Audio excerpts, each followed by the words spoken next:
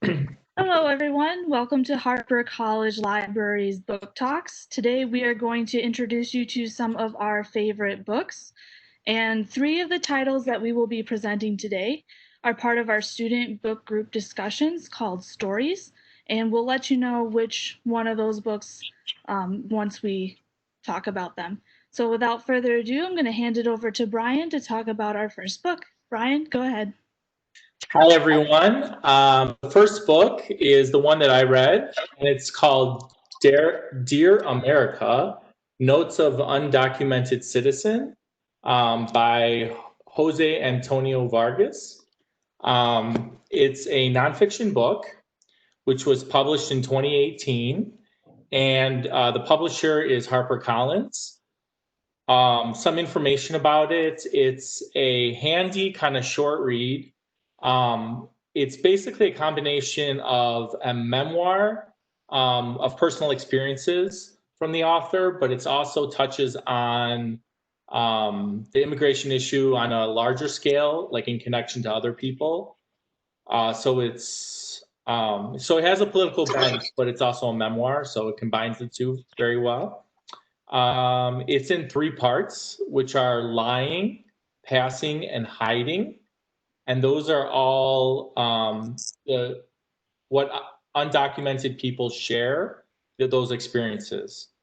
My favorite line in the book is when he says, in the beginning, the very beginning, in the prologue, Vargas says, I do not know where I will be when when you read this book. And it's kind of a sad state of affairs, because literally he's afraid that he's possibly going to be deported um, from the country either soon or later. He's kind of in limbo, and he touches on that more in the book. So overall, it was a good read. It was, good in the sense of being a memoir, but also the politics of it. I liked it. I recommend it. All right, I'm thank gonna you, pass Brian. it back I'll to go next. Kayla. Go ahead, Kayla. Thank you, Brian. So now I'm going to talk to you about two books. Mine happen to be memoirs as well. The first one is called All You Can Ever Know by Nicole Chung. It was published in 2018 by Catapult, and it basically talks about the author's. She's just become pregnant, and she is from an adopted family. She is Korean, but her family is all white.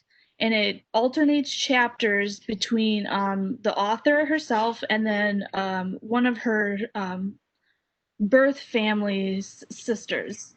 So throughout the book, there's a lot of curiosity that is led by the pregnancy for Nicole to kind of decide whether or not she wants to reach out to her birth family, because doctors kind of prompt her, ask her about her history and everything, medical history, and they want to keep her as healthy as possible, but she doesn't know anything because she's adopted. And so she goes into detail about her childhood growing up in an all white area, not being able to see herself in any kind of public figure, any of the books she reads, any of the TV shows that she watches with her family.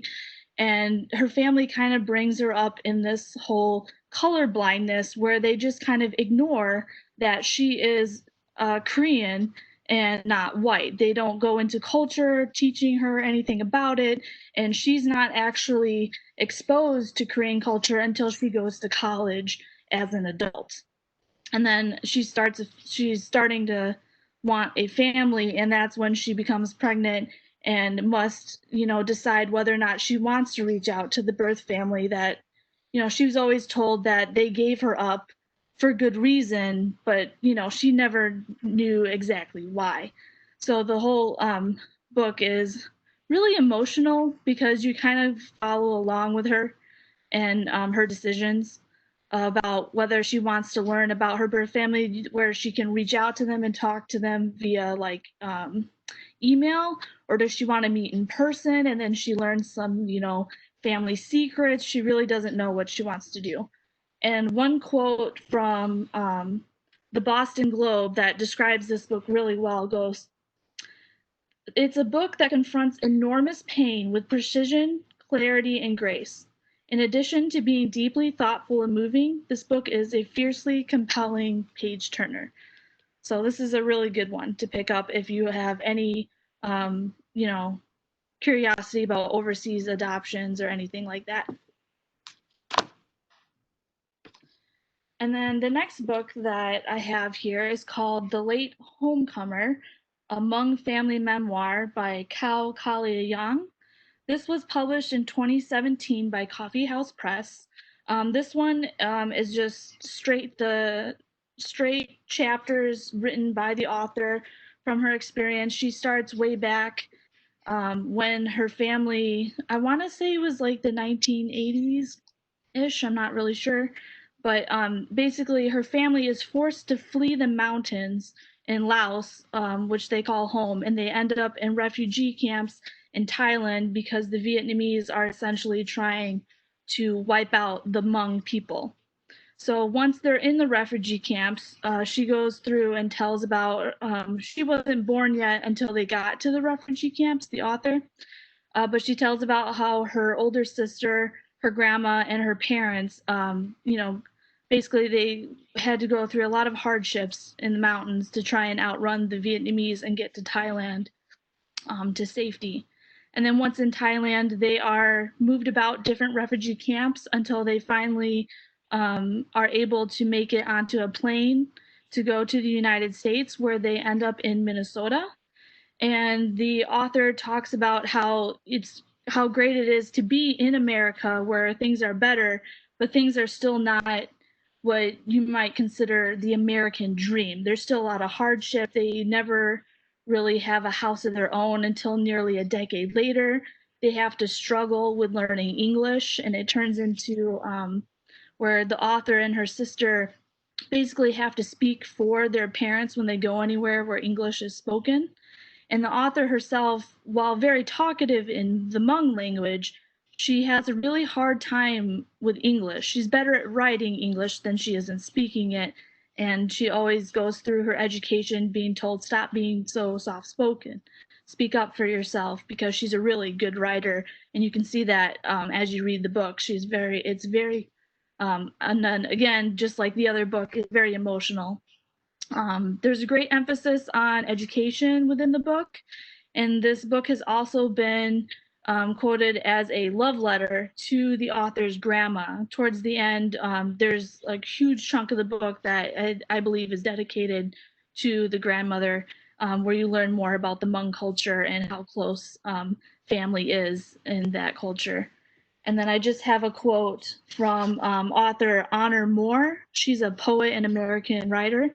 She says that Yang has fashioned a bittersweet and engrossing epic that is mythic in its beauty, tenderness, and power. So that again is The Late Homecomer by Cao Kalia Yang. So now I'm going to turn it over to Tina, who will tell us a little bit about our next book. Hi everyone, so I have the book Humans of New York Stories. It's by Brandon Stanton. It was published in 2015 by St. Martin's Press. So originally this author started a collection of photographs that he would just go around and interview people on the New York streets, and then he would put those on social media. But because that became so popular, he decided to interview all of these people, and he compiled their photographs and their interviews into one whole book. I think this book is fantastic. If you guys want to take a glimpse, there's visually stimulating pictures in here, just all different kinds of walks of life, all different kinds of stories. Some stories are short, some stories are long.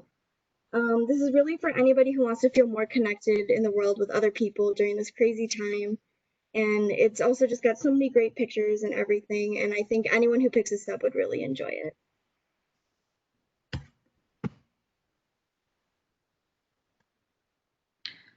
All right, thank you, Tina. Next, we have Melissa with 2 titles. Hey, everyone.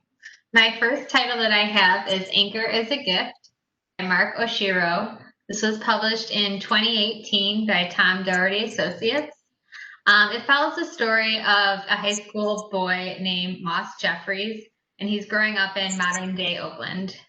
When he was only a child, his father was murdered by a police officer, and this horrifying event has just taken a really devastating toll on Moss's life. Throughout the novel, you see him struggling with panic attacks and depression and just wanting to escape from his life and just be somebody else. And on top of all of that, his life becomes even more challenging as his low-funded school increases the police presence that really changes the education environment for the worse. So the students now have to endure unfair rules, constant locker searches, and just intimidation by the police. And at this point in his life, he just feels so much anger and pain. And although he's a teenager and so are his friends, they know that they're going to need to take some kind of action or they're never going to see change for a positive future. So he really wants to take all of his anger that he's feeling and, you know, turn it into something for good. So one of the quotes in this book was, "Anger is a gift. Remember that. You got to grasp onto it, hold it tight, and use it as ammunition. You use that anger to get things done instead of just stewing in it." So although this novel is fiction, it really depicts the devastating racism we see in our society today. And it's a little bit longer of a read, although it's a young adult book, a little bit over 500 pages. It's really, truly an engaging read. The themes throughout the book deal with a lot of racism, death, but also working together as a team. It includes a great diverse cast of characters and a lot of different representation from different genders and identities. So if you are a fan of The Hate U Give by Angie Thomas, or just stories about teen activism, I highly recommend this book. And then my other book, this is one of the ones we're doing for our discussion this year. It's called With the Fire on High by Elizabeth Acevedo. It was published in 2019 by Harper Teen. So this is a young adult book. It's contemporary and it tells the story of Imani Santiago. It's written in first-person prose, so it's really easy to deeply connect with the main character. So it follows Imani, and growing up, she just doesn't have a lot of positive role models in her life. Her mother died when she was young. She was abandoned by her father, and she kind of endured a lot of toxic relationships. So Imani, she strives to be really self-sufficient. In her freshman year, she has a baby with her high school boyfriend, and her only family support is the grandmother she lives with. She works hard at her part-time job. She studies a lot in school and just really does the best she can to support her child and herself. You know, with all the pressures in life, she does have one constant person, which is the grandmother she lives with.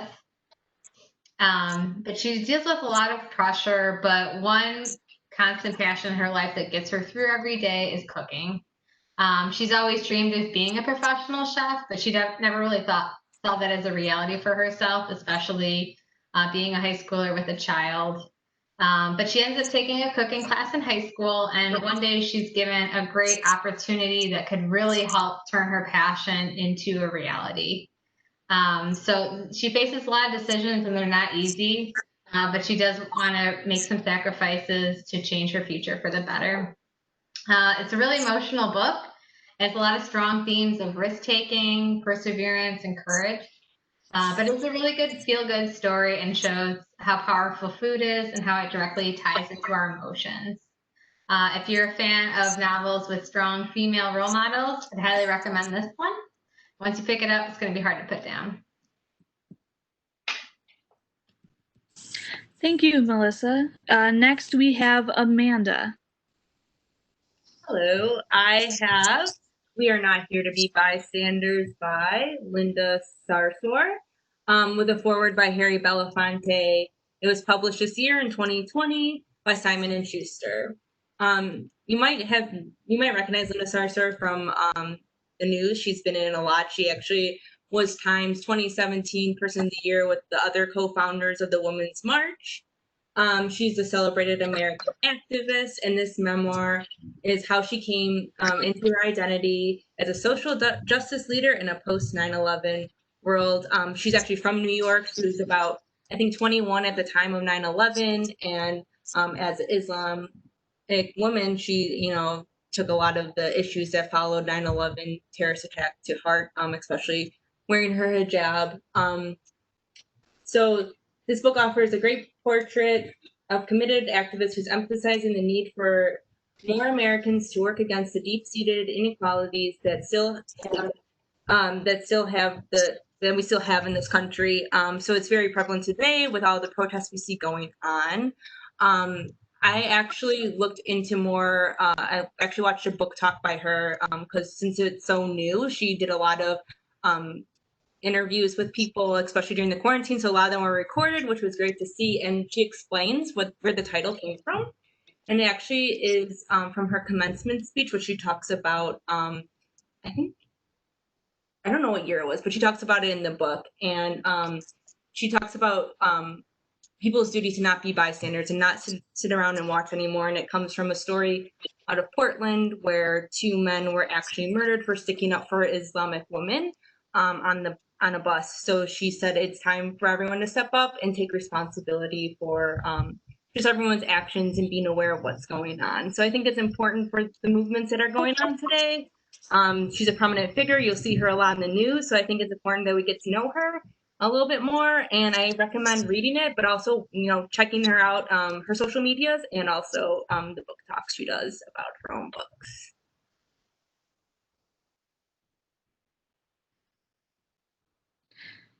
Thank you, Amanda. And last we have Christine with our two. Hi, everybody. So my first book is Long Way Down by Jason Reynolds. This was published in 2017 by Simon & Schuster. The cover is difficult to see because it has so many awards on it that are shiny foil, so it's hard to see the cover. The entire story is written in verse, and with 3/4 of the book actually taking place in about a 60-second time period of the main character's ride on an elevator in his building. So Will's older brother has been shot dead, and Will is struggling with his reaction. His neighborhood has its own set of standards. So does he follow the norm, or does he do what he thinks is right? What I love about this book, to start with, the concept is distinctive. I can't think of another book like it. The writing is brief but effective, and some books stay with you for a long time, and this is going to be one of those books. So if you're looking for an intense and impactful read, this is the book for you. My second book is This Light Between Us. This was published in 2019 by Macmillan Publishing, and the author is Andrew Fukuda.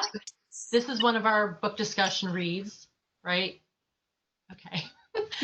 This historical fiction is set during World War II, and it tells the story of 2 pen pals, a Japanese-American boy and a French-Jewish girl. A friendship develops over time, and both must cope with personal fears and uncertain futures as the war progresses. What I love about this book, to start with, it was really well researched, which is important in historical fiction. The writing is engaging and expressive, and the author did an amazing job of creating authentic and diverse characters. This book is perfect for anyone who wants to be transported somewhere else for a while, but make no mistake, when you return, you will have a changed perspective. Thank you, Christine. So thank you to everyone who joined us today. We discussed Humans of New York stories with The Fire on High, and This Light Between Us will all be part of our student book discussion called Stories. So if you'd like to sign up for that, just go to the library webpage and fill out the form stack. Again, thank you for joining us. Bye-bye.